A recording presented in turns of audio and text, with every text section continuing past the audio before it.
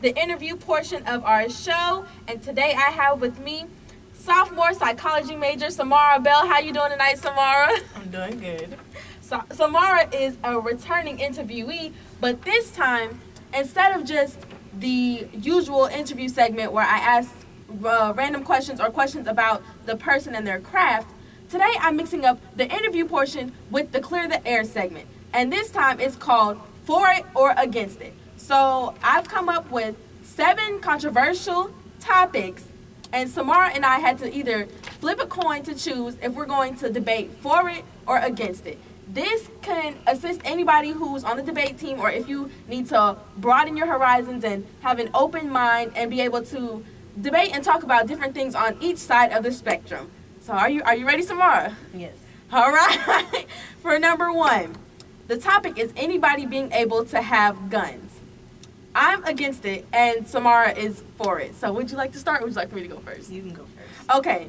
So since my side is against it, I say that anybody being able to have guns is not an advantage to society, because we've seen over this decade a lot of gun violence and a lot of crimes being committed with people who have guns. So I feel that if they were to take guns away, people wouldn't have such an advantage to commit said crimes. It would not be as easy to do a robbery. It would not be as easy to basically, rob, kill, steal. You would have to really put in effort, and I feel that that would bring crime down to a lower rate, not necessarily no rate at all, but it would have a very significant impact if not anybody was just able to have guns. So now, Samara, your turn.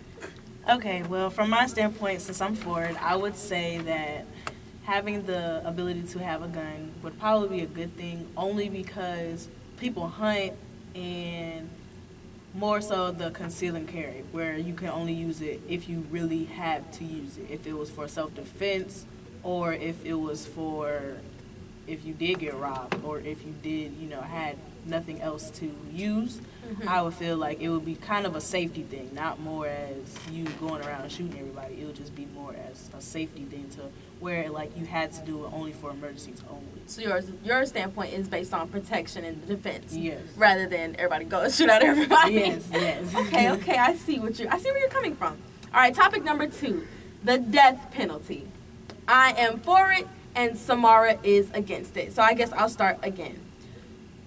In society, there are people who constantly commit crimes, and they do not really have any remorse after they commit said crimes, because they've been in jail for so long. They know, I'm not getting out of here anytime soon. And if they do get out, 9 times out of 10, these same people go and commit these same crimes over and over again. So why are we still letting them back in society if they continue to do harm and wrong, and there's no change, no development, no procedure, and they're not showing any type of remorse or change? So I feel that the death penalty should be, processed, used, whatever you want to call it. I feel that the death penalty should be held, because some people are out here just doing the same crimes, mass shootings, serial killings, and they're not changing. They're not getting, if they are getting the help they need, they're not using it. So why are they still here creating problems among us in society?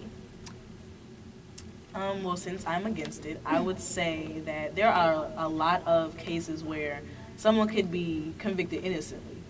And in the place of having a death penalty enabled, I would say that it would enable people to use that penalty towards the innocent people.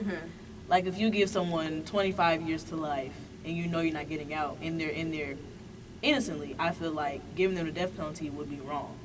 So I feel like the death penalty shouldn't be used. I know it was used years ago and stuff like that, but now in this day and age, the death penalty just shouldn't be used, because I feel like even if you do give someone 25 to life and they get out and they do the same things, it's not like, it's going to help giving them the death penalty, because they already so much know already, because they've known okay, I've been here for 25 years, there's nothing else I can do, and then if I do die in the process of being in jail, it's really not going to help, already automatically killing me, because I'm in the death penalty. It's kind of a lose-lose, because it's just oh wow, I'm in here innocently for 25 years, and then y'all gonna kill me?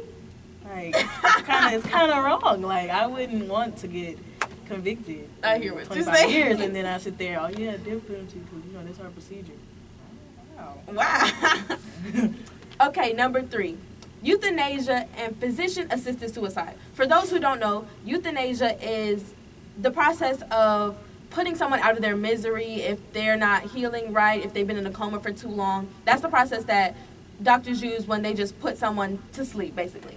I am against it, and Samara is for it.